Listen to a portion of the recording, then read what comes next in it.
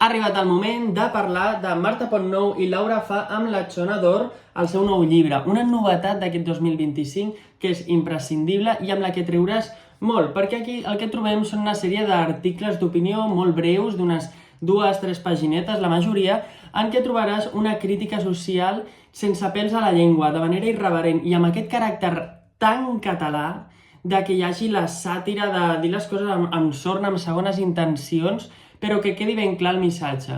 No sé, jo l'he gaudit moltíssim, aquest llibre, m'ha enganxat perquè volia saber de què més opinaven, perquè tracta tot tipus de temes. Si ens mirem la introducció tenim amor, família, amigues, dones, celebrity, sexe, feina, mort, alimentació, festivitats i homes. I per acabar-ho d'adobar, si era poc, tens un test al final, un qüestionari meravellós per descobrir si tens la Xona de bronze, de plata o d'or.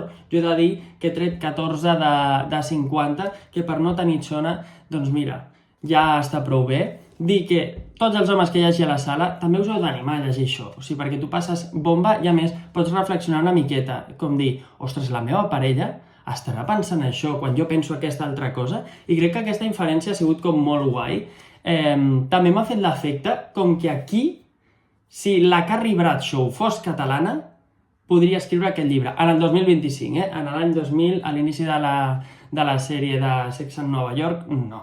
Però ara ja sí, actualitzadet, molt bé. I jo he de dir que també m'ha semblat que s'han superat elles mateixes, perquè Els pecats de la Xona me'l vaig llegir ja fa uns anys i em va agradar, però crec que aquí han pujat a un altre nivell, no sé, m'ho he passat molt bé, i és un llibre que us recomano si teniu poquetes estones, si esteu totalment desenganxats ara de la lectura, aquesta és la gran porta d'entrada per riure, per reflexionar i per acabar-se qüestionant una miqueta el sistema en el que vivim. Així que només em queda donar les gràcies a l'editorial, a Penguin i a les autores per fer-me arribar aquest exemplar i permetre'm gaudir i descobrir si tinc la Xona d'Or, que sabem que no, però ho hem intentat.